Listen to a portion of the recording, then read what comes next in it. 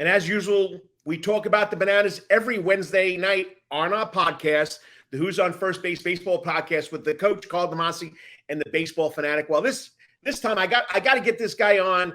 He's been helping me out all year long. He's got a day off. Of course, this is going to be pre-recorded on Tuesday because Wednesday night he'll be up in the crow's nest, the banana tree, getting ready to call a game at Grayson Stadium. But he's with the Bananas for 3 years now. I can't believe 3 years already. Okay. He's the broadcaster entertainer, but I like to call him the internet broadcast entertainer because that's where he does his stick. And if you haven't watched it, you haven't watched him live at Grayson Stadium, or you haven't watched him live on away games, because he is the wizard of the whiteboard. That's right. No other than joining me on the hot seat himself, Biko Skalla. What's up, Biko?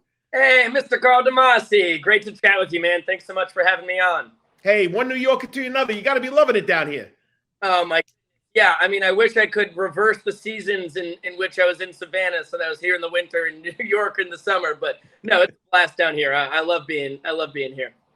Well, I can't believe it's your third season already. It goes quick. So tell us about your experience being the good old South for the last 3 years. Yeah, it's been a blast. I mean, I was a New Yorker for the first 23 years of my life. Still am, obviously, but now I've spent a good majority of these past 3 years down in Savannah. First, just 2.5 months in 2020, and then for a little extra last year with the One City World Tour, and then we did a 7-city World Tour this past spring. We're looking to blow it out of the water come 2023, but it's been mind-boggling. I mean, I came down here because of the Savannah Bananas and the show and the circus surrounding the game and everything that Jesse and Emily have built, along with, Jared and the entire incredible cast and crew. But I could have never imagined that joining this summer collegiate baseball team would have me broadcasting on ESPN Plus. We're planning to go on ESPN2 and 5 more games on ESPN Plus after the CPL season. I mean, it's pretty nuts. And I've gotten to broadcast Johnny Gomes, Bill Lee, Jake Peavy, Eric Burns, all wearing Savannah Bananas uniforms. It's a bizarre world we live in, Carl. Didn't Johnny Bench show up at a game?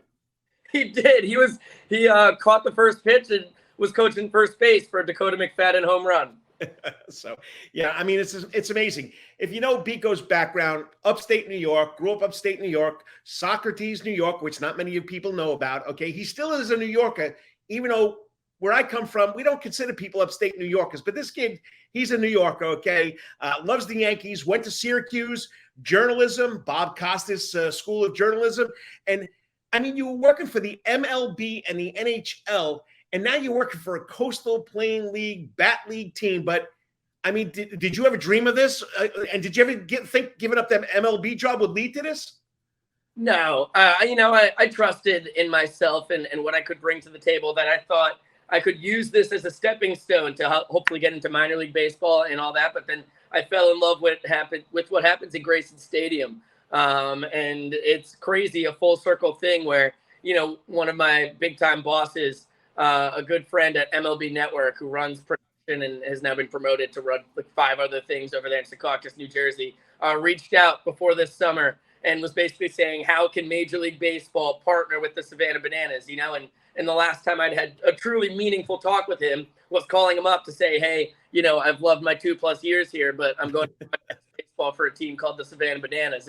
And the people at MLB Network were incredibly supportive and excited for me. But I don't think they imagined that less than 2 years down the road, they would be reaching back out so that we could create some content together.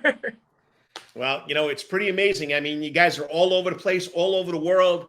I mean, I show up in Orlando in Disney World. I'm wearing a banana shirt. A guy pulls me over. Then I see a guy wearing a banana shirt.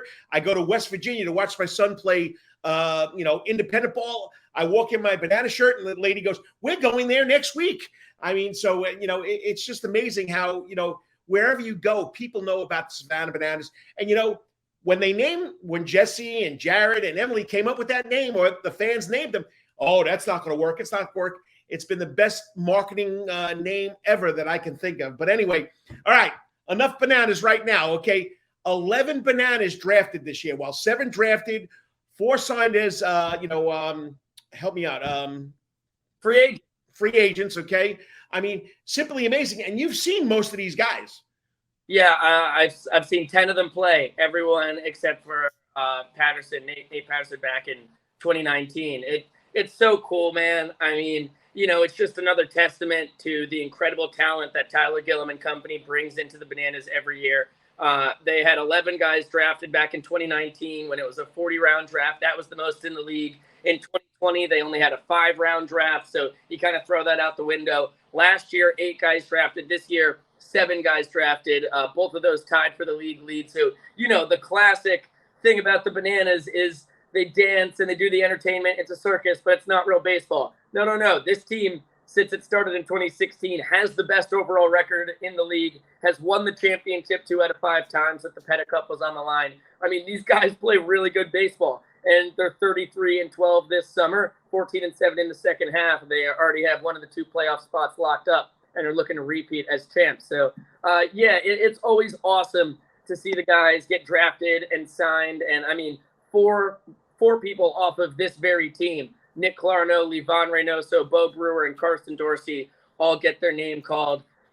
It's always an awesome few days. Bittersweet because you're trying to win another championship and you're losing a lot of your best players. But this is the ultimate goal, and you hope they all get their names called.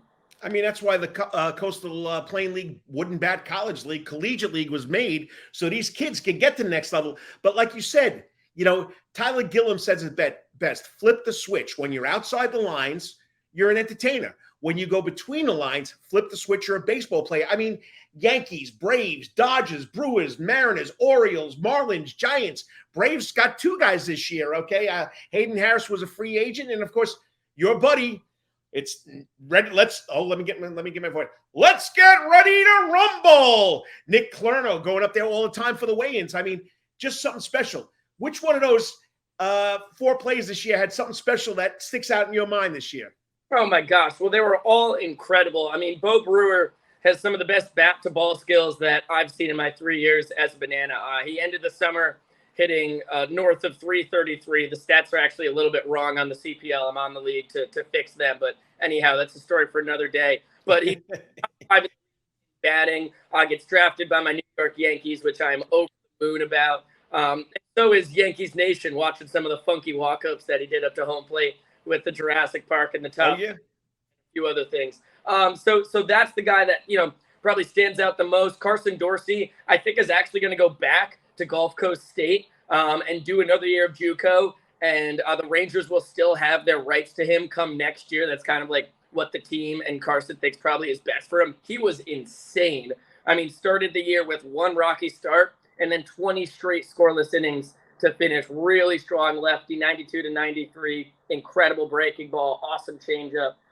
Really hard guy to catch, according to Indiana Stanley, because his stuff is so nasty. Even though you know what's coming, it's really tough to snag. And then, what can you say about Nick Clarno? The funniest part of Nick Clarno is this guy is such a talented baseball player. 3 years at North Georgia, a couple more at Lenore Ryan, a 3-year Banana. And he is the heartbeat of the team, really goofy, incredible energy. And for some reason, he had in his head that he didn't think he was going to get drafted, even though there's a decent amount of scout excitement about him and some good articles written online. So he spent the last day of the draft lounging in the pool and missed 3 different calls from the Atlanta Braves when they were planning to draft him. But they couldn't get a hold of him because he was hanging out with friends and getting a little sun. So, then they call him afterwards. He calls them back. Hey, why are you guys blowing up my phone? We're trying to draft you, Nick. Well, so they signed him. It's a happy story. They ended up getting extra value out of the whole shebang. But that's Nick Clarno, if you could ever just say one story for him. And then just to end on Livan Reynoso, one of the most talented, if not the most talented Bananas of all time. 2-year guy, also a champ last year. Through 2 innings this summer, was dynamite. Just walked a batter. That was the only guy who reached. Well, he struck out 4. He threw 12 innings at Tennessee Wesleyan this past spring, only allowed 2 hits and 2 runs. Absolutely insane stuff. And also, he hit 362 last summer and was phenomenal with the bat. Again, this summer, hitting 333 across 17 games. So the Dodgers got a really good one in that. And, it just fires us up so much to see these guys get their name called. And then you go back, Joe Miller, the pitcher of the year last summer, Jared Beck had a 1.05 ERA, the 7-foot wonder going to the Orioles. We're fired up about that. Bill Knight, a 2-year banana, 2020 and 2021, a really, really talented guy. Jack Gowan, a 2-year banana, 19 and 20. I mean, the list goes on and on. It was a great year for the Bananas turning pro. I mean, you hit it right. You know, you hit the nail on the head. Okay, you smacked the ball right in the sweet spot. I mean, they play baseball. They're very good baseball players, but they also are enjoying what they're doing. So it lets them, I guess, flourish or peel off that entertainment skills and do what they got to do for the Bananas. It's pretty amazing. All right, I don't want to keep you much longer. I told you about 10 minutes. I know it's your day off. You might go Saddlebags or somewhere from what I'm hearing. But anyway, this season, 3 games left. Playoff starts Sunday. Where did it go, Biko? Oh my gosh, Carl! The season always flies by. I feel like this year more than any other. It's insane. We've got 45 games in the book. A day off today, as you mentioned. Then 2 against the Bacon, 1 at home, 1 on the road. And then Saturday night, the Sharks come in to close things down. And then Sunday, it's the playoffs, Grayson Stadium, July 31st. It's going to be nuts. And the league is really shaping up pretty interestingly coming down to the wire, because if it ended today, the Bacon are a game better than the Owls and High Toms. So it would be the only 2 Georgia teams in the CPL battling in the playoffs for just the second time all time. The Bacon actually won a sudden death game back in 2019. But it's going to be really fun to see what happens. It's tough for the Bacon because the Bananas have beat them 14 out of 16 times this summer. And the team's record is so gosh darn good when they don't play the Bananas. I mean, you know, you do the math in your head and you take away the 14 losses and you take away the 2 wins. They're 20 and 14 when they don't play the Bananas. You know what I mean? It's crazy. It's crazy. No, I was off on that. They're 20 and 8 when they don't play the Bananas. I mean, they're a good team. They just can't beat the Nanners.